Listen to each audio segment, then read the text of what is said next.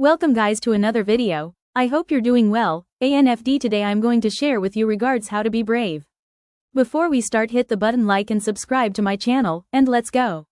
Preface. There is a quiet strength in every human being, a force that awakens not when life is easy, but when it becomes uncertain, painful, or frightening. We often speak of courage as if it were reserved for warriors, heroes, or those standing in the face of danger. Yet, the truth is far more intimate. Courage lives in the ordinary, in the heart of the person who gets up again after failing, in the voice that speaks an uncomfortable truth, in the hands that reach out even when the world feels cold. We live in a time where fear wears many masks.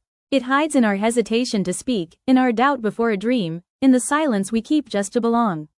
It tells us that to be safe is to be still, and to be brave is to be reckless.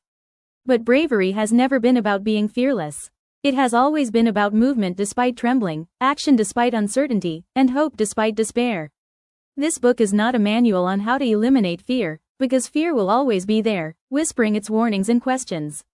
Instead, it is an invitation to walk with it, to understand it, to make peace with its presence, and to discover that courage begins the moment we stop running away from it.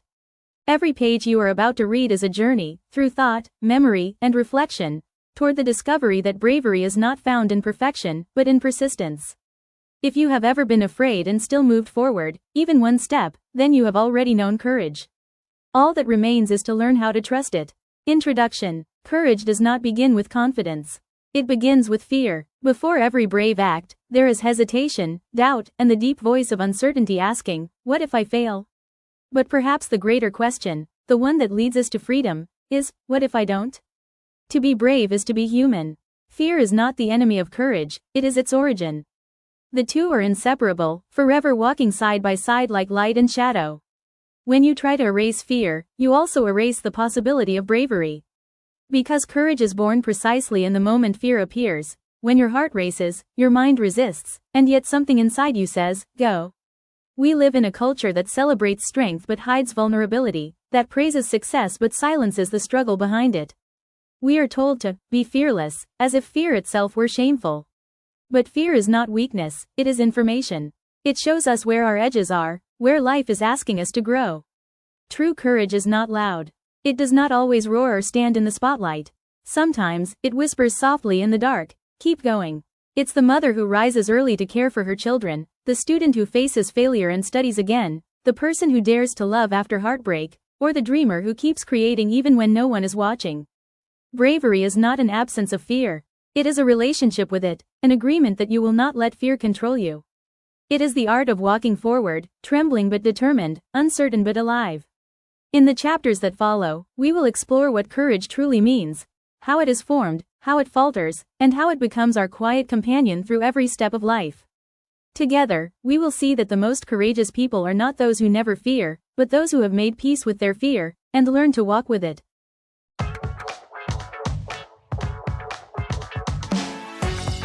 The nature of fear. Fear. It is the first language we ever learn, long before words, before reason, before identity.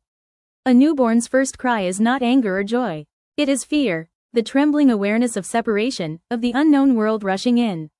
Fear, in that moment, is not an enemy. It is a signal, a call for safety, for warmth, for life. As we grow, fear evolves with us. It stops being about survival and begins to wear the faces of our experiences. The fear of rejection, of failure, of loss, of being unseen. Yet beneath all its disguises, fear always asks the same question, "Will I be okay?" We tend to speak of fear as something to overcome, as though it were a mountain we can climb and leave behind. But the truth is quieter, and much more human. Fear never disappears. It changes, it hides, it waits. And sometimes, it even protects. There is a wisdom in fear, one that we rarely acknowledge. It slows us down when we rush toward danger. It reminds us of our limits. It humbles us when pride blinds us. Fear, when listened to carefully, is not the voice of weakness, it is the whisper of awareness. But when fear grows too loud, when it fills all the spaces where courage is supposed to live, it becomes something else entirely, a prison. It traps us in what-ifs and almosts. It convinces us that safety is better than possibility, that staying small is better than standing tall. Many people spend their entire lives negotiating with fear. They wait for the day it disappears before chasing their dreams. They tell themselves, "When I'm ready, when I'm confident, when I'm not afraid." But readiness never comes, because courage does not wait for fear to vanish. It appears through it. The irony of fear is that it often guards the very things we desire most. The dreams that scare you the most are usually the ones that matter the most. Behind every fear lies a door, a passage to a fuller, more honest version of yourself. To be brave is to reach for the handle, even as your hands shake. Imagine fear as a shadow that follows you. You can't destroy it without destroying the light that casts it. The only way to make peace with your shadow is to walk, not away from it, but forward, so that it follows behind you instead of standing in front of you. Fear does not vanish when you ignore it. It grows quieter when you listen. It does not disappear when you run. It transforms when you face it. There is a strange beauty in this. The very emotion we are taught to reject turns out to be our teacher. Fear is not an obstacle to courage, it is the beginning of it. So, before we can speak of bravery, we must first understand fear not as an enemy, but as a companion. One that reminds us of what is precious, what is vulnerable, and what is worth fighting for.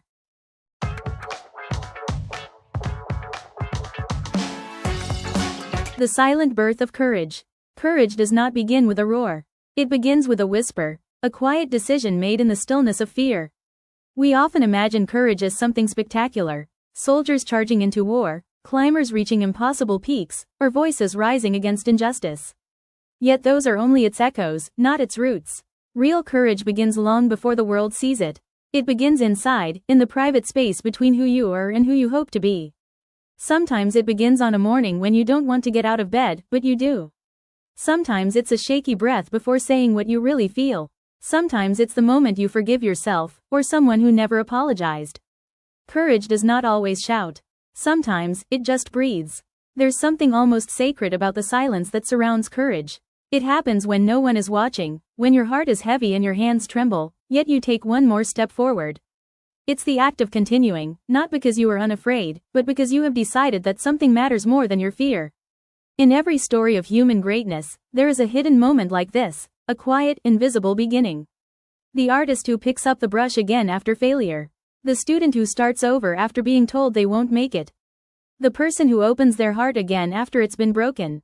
Each of these is a birth, not of strength, but of courage. What makes courage so rare is not that it's difficult to find, but that it's easy to overlook. We confuse it with confidence. Confidence is loud, it smiles, it poses, it declares. Courage, on the other hand, is humble. It doesn't always know if it will win. It just shows up anyway. Courage is not about removing fear. It's about walking beside it. It's a conversation, not a conquest. You learn to say, I know you're here, but I'm going anyway. And in that small sentence, something miraculous happens. Fear becomes fuel. The thing that once held you back now gives your steps meaning. We live in a world that celebrates results, not resilience. We are shown the victory, not the trembling before it. But courage exists before success. It is the bridge between doubt and discovery. Without it, nothing new is ever born. Courage is, at its heart, an act of love, love for truth, for purpose, for life itself. It's the force that pushes us toward what we value, even when the path is unclear. It's saying, yes, to growth, even when comfort begs us to stay. And maybe that's the quiet secret of courage. It's not about being fearless. It's about being faithful, to yourself, to your calling, to the light that flickers inside you when everything else feels dark. So if you ever wonder whether you are brave, don't look for grand moments. Look at the small ones. The times you tried again. The nights you didn't give up. That is where courage is born. That is where it learns to speak your name.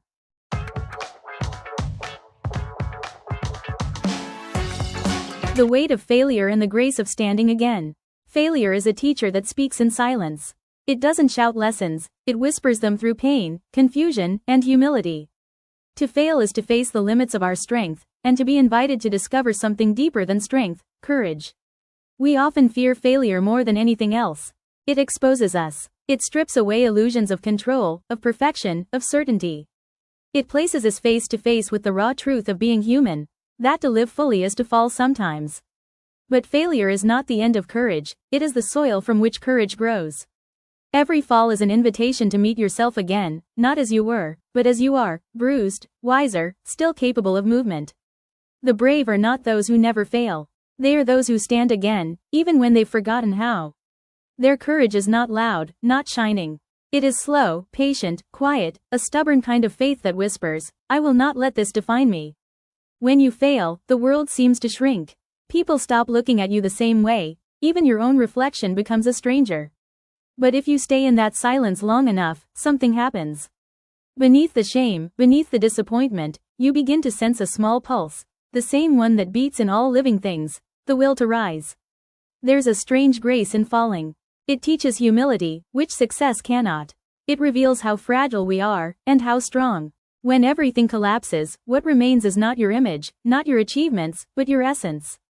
And if you listen, that essence whispers, "Get up." The act of standing again after failure is sacred. It's a quiet defiance of despair. It says, "I am not finished." Each time you rise, you rewrite your story. You remind the world, and yourself, that your value is not measured by victories, but by the courage to begin again. Even the greatest minds and hearts have fallen. Socrates drank the hemlock but left behind philosophy that still breathes today. Van Gogh died in poverty, yet his colors now fill the world with wonder. Every saint, every poet, every thinker has stumbled through shadows before finding their light. To fail is not a mark of weakness. It is a mark of trying. And to try again, even when it hurts, is the essence of bravery. Failure reshapes us. It burns away what is false, leaving behind only what can endure. It humbles the ego and strengthens the soul. It teaches us that courage isn't about avoiding pain, it's about facing it with open eyes. You will fail. Everyone does. But that is not the tragedy. The tragedy is to let failure close your heart. The miracle is to let it open you instead. To rise again is not to erase your scars. It is to carry them as proof that you have lived, learned, and loved deeply enough to be hurt. Courage is not the absence of falling, it's the art of standing again with grace.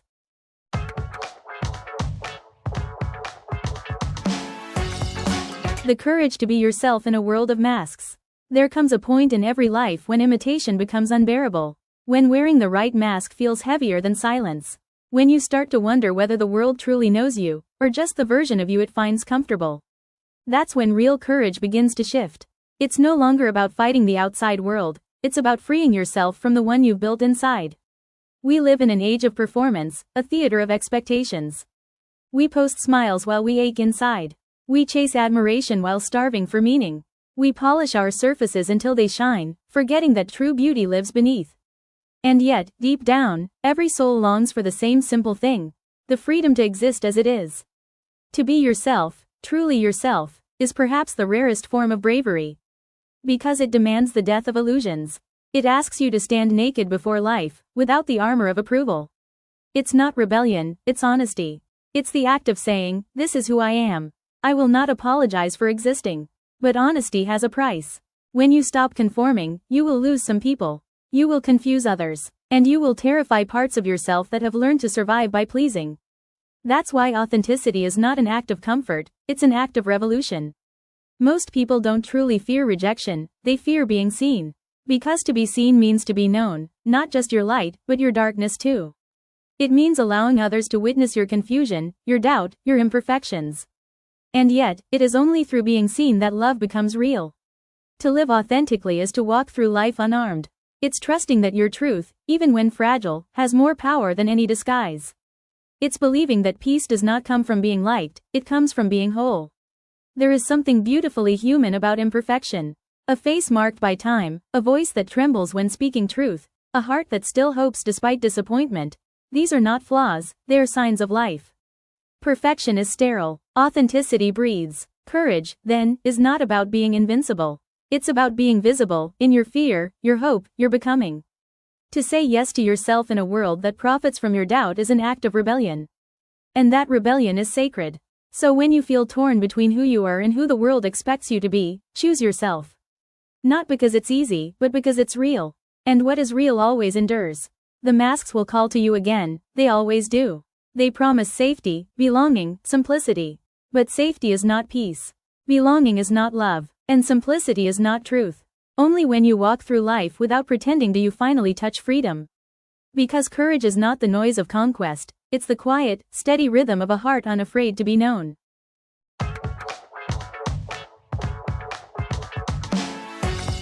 The courage to be yourself in a world of masks. There comes a point in every life when imitation becomes unbearable. When wearing the right mask feels heavier than silence. When you start to wonder whether the world truly knows you, or just the version of you it finds comfortable. That's when real courage begins to shift. It's no longer about fighting the outside world, it's about freeing yourself from the one you've built inside. We live in an age of performance, a theater of expectations. We post smiles while we ache inside. We chase admiration while starving for meaning. We polish our surfaces until they shine, forgetting that true beauty lives beneath. And yet, deep down, every soul longs for the same simple thing: the freedom to exist as it is. To be yourself, truly yourself, is perhaps the rarest form of bravery. Because it demands the death of illusions. It asks you to stand naked before life, without the armor of approval. It's not rebellion, it's honesty. It's the act of saying, "This is who I am. I will not apologize for existing." But honesty has a price. When you stop conforming, you will lose some people. You will confuse others. And you will terrify parts of yourself that have learned to survive by pleasing. That's why authenticity is not an act of comfort, it's an act of revolution. Most people don't truly fear rejection, they fear being seen. Because to be seen means to be known, not just your light, but your darkness too. It means allowing others to witness your confusion, your doubt, your imperfections. And yet, it is only through being seen that love becomes real. To live authentically is to walk through life unarmed. It's trusting that your truth, even when fragile, has more power than any disguise. It's believing that peace does not come from being liked, it comes from being whole. There is something beautifully human about imperfection. A face marked by time, a voice that trembles when speaking truth, a heart that still hopes despite disappointment. These are not flaws, they are signs of life. Perfection is sterile, authenticity breathes. Courage, then, is not about being invincible. It's about being visible, in your fear, your hope, your becoming. To say yes to yourself in a world that profits from your doubt is an act of rebellion. And that rebellion is sacred. So when you feel torn between who you are and who the world expects you to be, choose yourself. Not because it's easy, but because it's real. And what is real always endures. The masks will call to you again, they always do. They promise safety, belonging, simplicity. But safety is not peace. Belonging is not love. And simplicity is not truth. Only when you walk through life without pretending do you finally touch freedom. Because courage is not the noise of conquest, it's the quiet, steady rhythm of a heart unafraid to be known.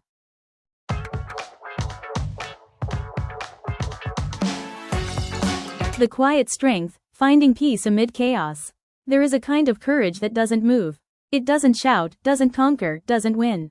It simply endures. And in a world that glorifies noise, speed, and achievement, this quiet endurance might be the highest form of bravery. Peace, in its truest form, is not the absence of conflict. It is the art of remaining whole within it. It's the stillness in the eye of the hurricane, the calm breath taken when everything around you trembles. To find peace amid chaos is not to escape the storm, but to become still enough that it no longer owns you. The world teaches us to respond, to defend, to prove. But courage sometimes means not reacting. It means holding your center when every voice around you demands an answer. It means allowing silence to speak for you. In that silence, something sacred happens. You rediscover yourself. You learn that not every battle is yours to fight, not every opinion needs your defense, not every noise deserves your attention.